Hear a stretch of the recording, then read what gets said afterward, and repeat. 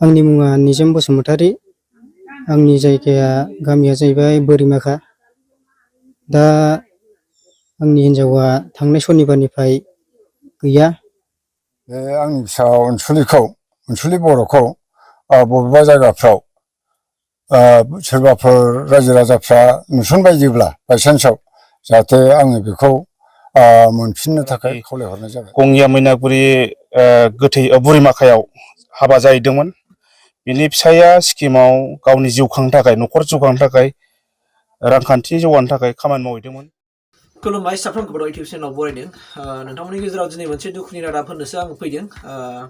बेनो जाहैबाय मा जोंनि बर' हारिनि गेजेराव साननांगौ फैबाय जे दुखुनांथाव रादाब जेना बर' माखासे आइजोफोरनियाव सुनिया हाममारबाय नामा। बे बर' आइजोफोरा गुबुनजों खारनाय, बर' आइजोफोरनि गोमानाय बेयो मोनसे बर' हारिनि गेजेराव कालचार बायदि जानानै थाबाय। दा बेयो जोंनि गमा बर' हारिनि कालचार जामारसिगोन नामा।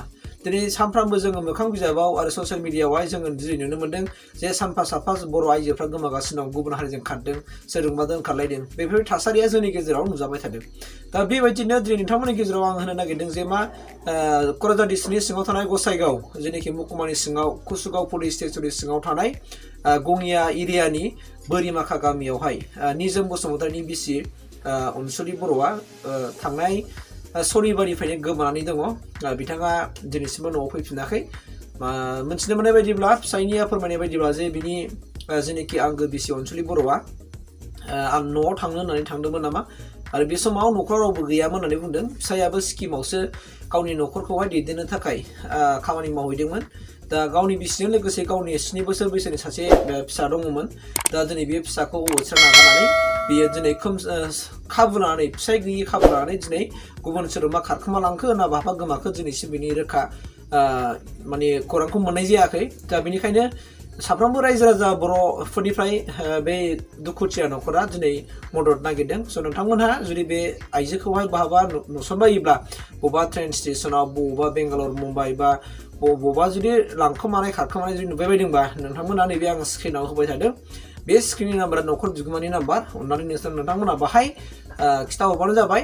मानोना न'खर बिगोमाया आरो गामिनि माखासे इन्टेलेक्सुवेलाबो फोरमायदों आरो जेनाखि बे हिन्जावनि बिफा, बे बिफायाबो बुंदों जे दिनैसिम बियो सोरजोंबा खारलांमारदों ना बहाबा गोमानानै थाखो ना बहाबा आन्दायनानै थाखो ना सोरजोंबा लांखारजाखो बिनि दिनैसिमबो रोखा फोरमान मोननाय जायाखै होनना बुंदों। दिनैसिम बेखौ एक्जाक्ट होननो हाया जे मा बियो सोरजोंबा खारफ्लांदों नामा, दिनैसिम एक्जाक्ट बुंनो हाया जे मा बियो बहाबा गोमाना थाखो नामाखो। बिथांमोना फोरमायनाय बायदिबा जे न'खरनि जाथि खुरमा जेसेबां जे हिन्जावा बेसेबांनाखि न'खरनि सोद्रोमाफोर दं बा जाथि खुरमाफोर दङ, बाहाय बाहागिफोर दङ, बिथांमोनाव दिनैसिम खौरां लाबाय होननानै बुंदों। दिनै खिन्थु खौरां लादोंबाबो दिनैसिम बेनि रावबो बिथांमोनाव थाङाखै आरो आलासि जाहैयाखै होननानै बै न'खर बाहाय बाहागिफ्रा फोरमायहरदों होननानै जोंनि खौराङाव फोरमायथिनानै होदों।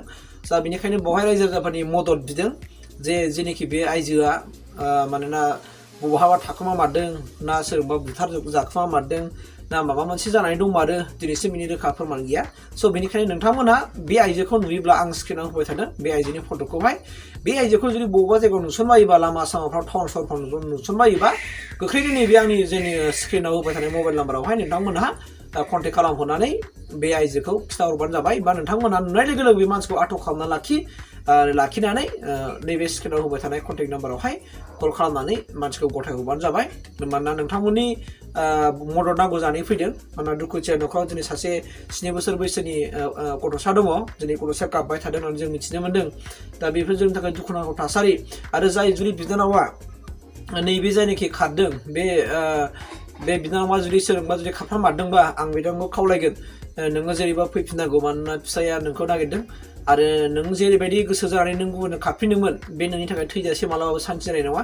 नोंथाङा जे मिजिं लानानै गुबुनजों खारदों ना सोरजोंबा मा खालामदों बेखौ जों मिथिला। खिन्थु गमा जुदि खारमारदोंब्ला नोंनि संसार जानाया मालाबाबो थैजासे गोजौ जानाय नङा। बेनिखायनो नों गोख्रैनो सानफायफिननानै जुदि फैफिननो हायोबा नोंनि थाखायनो मोजां। मानोना एरियानि सुबुंफ्राबो दिनै नोंखौ अनसायदों आरो नोंखौ फैफिननानै खावलायदों। मानोना बेफोरबायदि थासारिया जोंनि समाजाव मुगैथाव आरो नों जुदि सासे गथ'नि बिमा जानानै बेफोरबायदि खामानिखौ मावथावा। ओंखायनो आं नोंखौ खावलायहरगोन बे आंनि चेनेलनि गेजेरजोंहाय नोंथाङा जेरैबाबो नों बिनानावा जेरैबाबो फैफिननांगौ। आरो गावनि जेनाखि असे आंगो फिसाय आरो गावनि फिसाखौ गोबानानै जाफैफिननांगौ आं बेखिनिखौनो आंनि सेनि गेजेरावनो खावलायहरदेरबाय आरो साफ्रोमखौबो खावलायदेरबावबाय अननानै जेन' बयबो बे भिडिअखौ बेसेबां हायो एसेबां शेयार खालामनानै होयो जेन' बे गोमामारदों ना सोरबा खारफामारदों जेन' बेखौ लोगो मोननानै एबा नुनानै जेन' हमनानै दोनफिननो हायो आं बेखिनिखौनो खावलायहरनाय जाबाय थेंक इउ